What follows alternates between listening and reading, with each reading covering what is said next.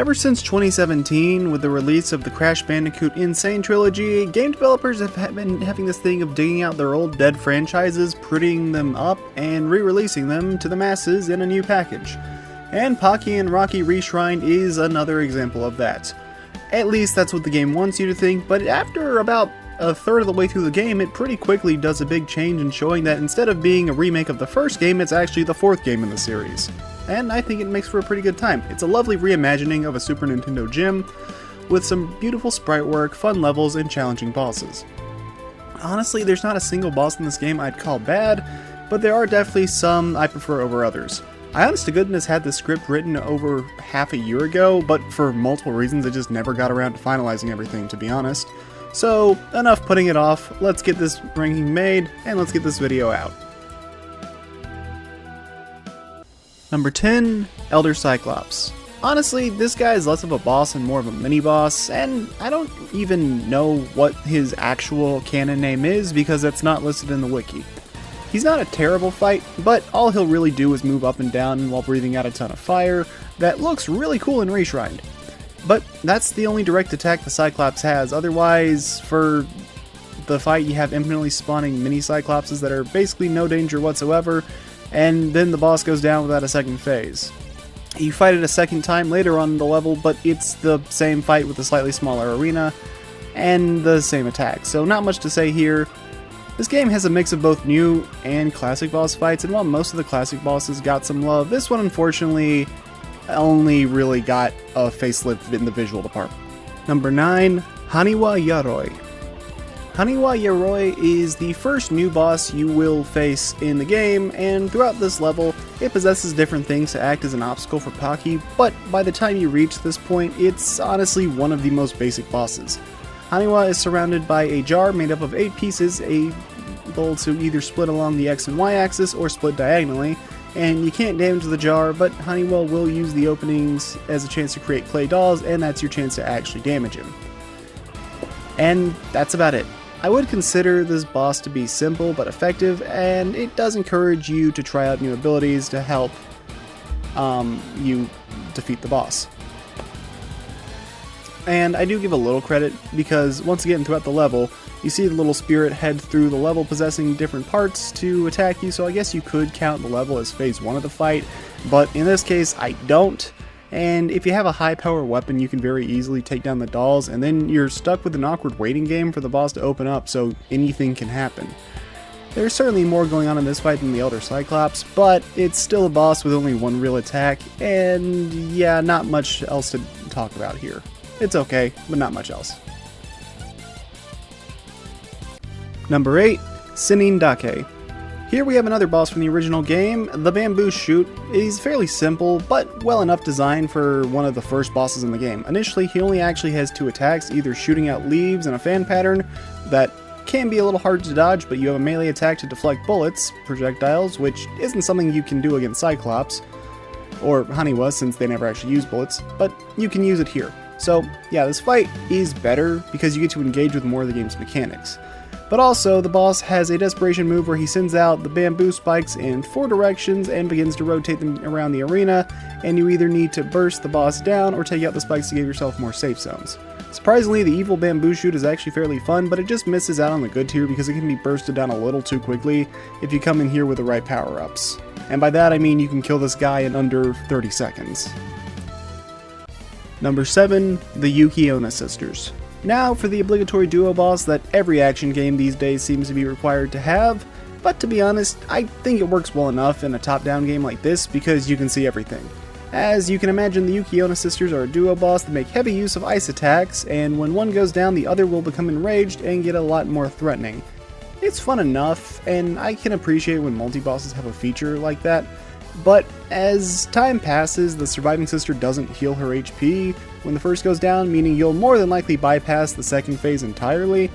Now, this wouldn't be too common of a problem if you were just playing as Pocky, but for this level, it seems to be random, but you'll either end up playing as Hotaru or Ikazuchi. Hotaru is limited to pretty much just melee attacks, and the best thing he has is a Naginata, which can get some decent range off, but that's about it. it can make for a fun and somewhat thrilling fight, and I like the dynamic because you're going to be making use of your dodging to get out of the way and avoid the attacks. Though, I do wish the dodge roll had invincibility frames, but this game doesn't do that, and we'll get to that fight later. Unfortunately, if you get Ikazuchi, the challenge of this fight could pose is non-existent because you're going to get about 36 power-ups on the way here, and Ikazuchi can basically just hold down the fire button for 15 seconds to win.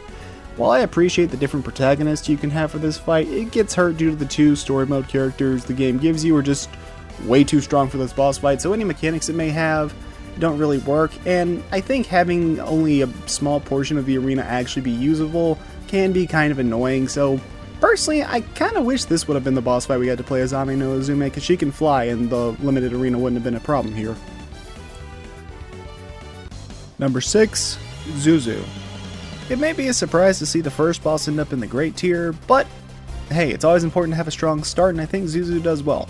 This boss has the exact same moveset in Reshrined as it has in the SNES version of the game, where he can roll towards you, do standard reflectable projectiles in a fan pattern, or target you specifically, which you may think requires you to dodge, but what the game really wants you to do is deflect the bullets back for massive damage.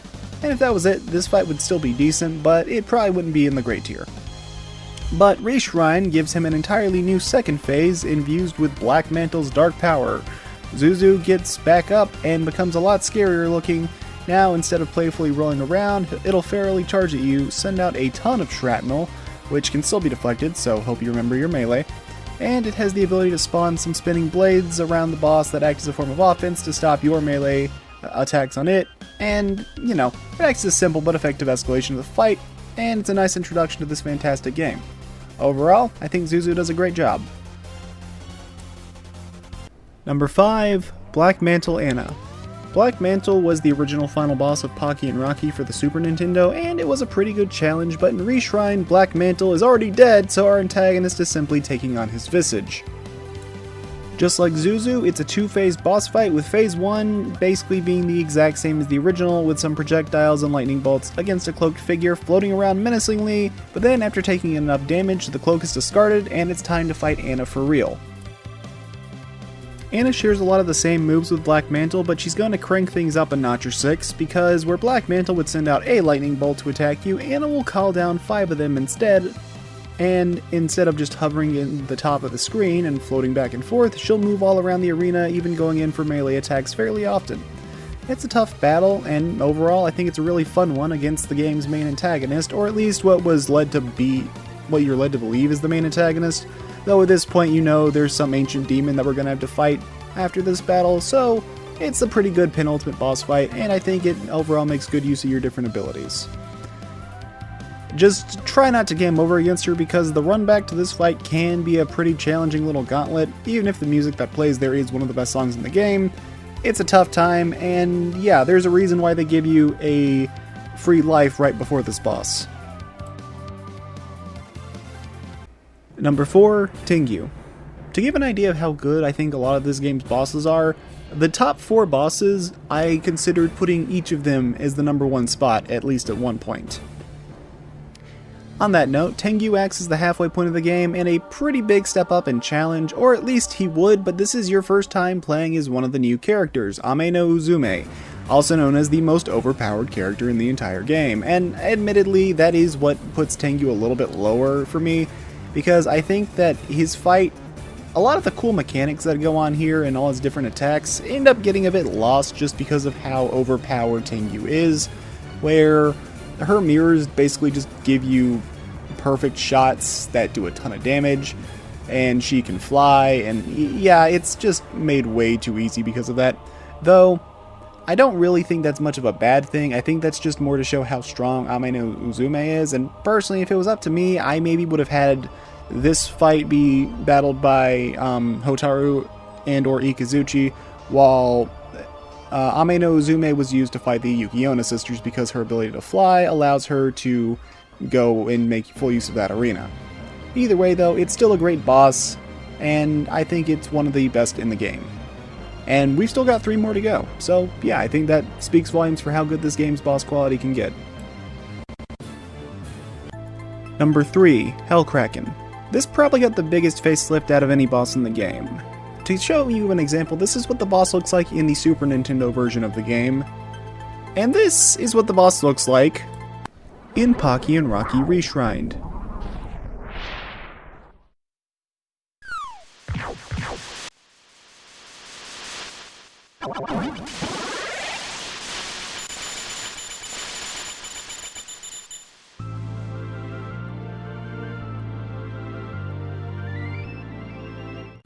Yeah, a little bit different.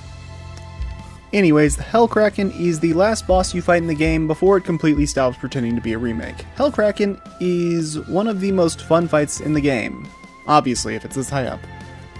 But in terms of gameplay, this might actually be the best fight in the game, as its moveset is fairly simple, relying on his tentacles for a lot of his attacks. But one of its attacks is just going to be slamming the ground, while another one will be shooting out fireballs, and it works because it provides a good escalation of challenge over the previous bosses, which for the record were Zuzu, Sennin Dake, and the Elder Cyclops, which admittedly, other than Zuzu, they were all like 30-second jokes, if that. And this fight, you're going to want to focus on destroying Hellkraken's tentacles so they don't make the battle overwhelming, while the Kraken himself will come out and just fire a laser beam that you need to make sure you dodge. It's good, and it provides a major sense of scale that doesn't really get matched until near the end of the game. And to top it all off, this is the first time in the game you get to hear the major boss theme, which I think is excellent. I think if you wanted to sell people on this remake and hey, should you play it, this is the boss you would show them.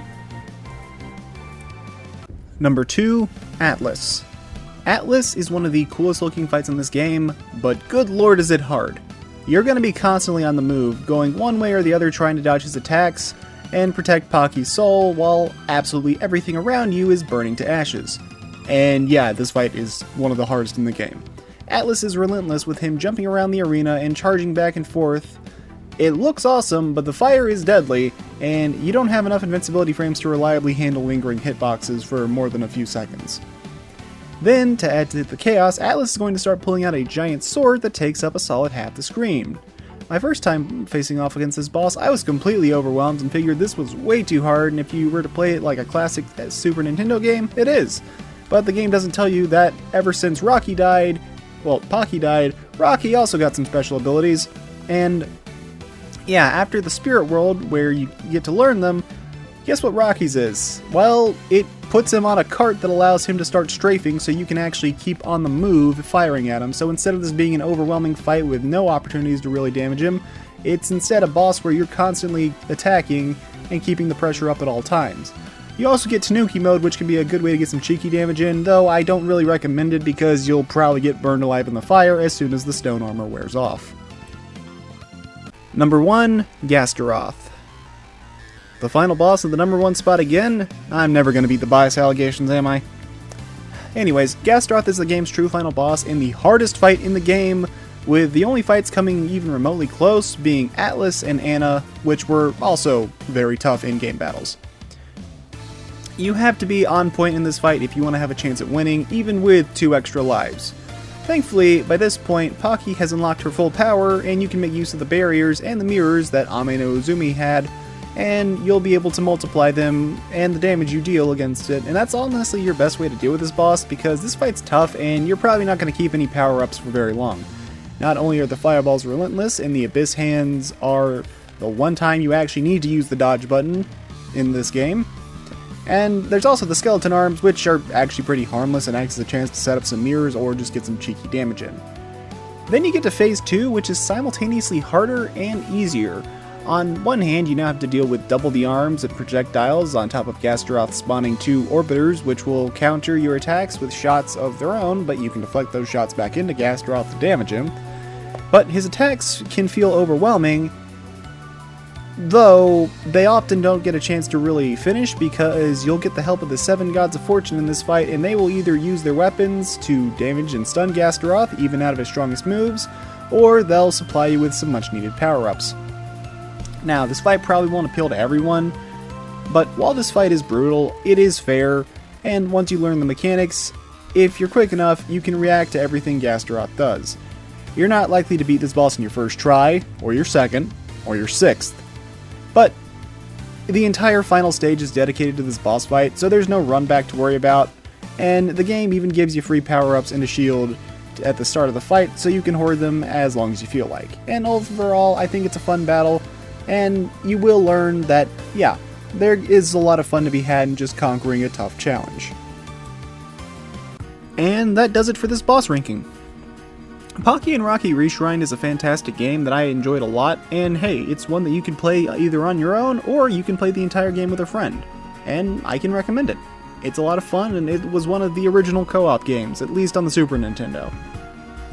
Now, it's not the longest game in the world, but as I've gotten older, I've come to appreciate the games that are shorter, but to the point.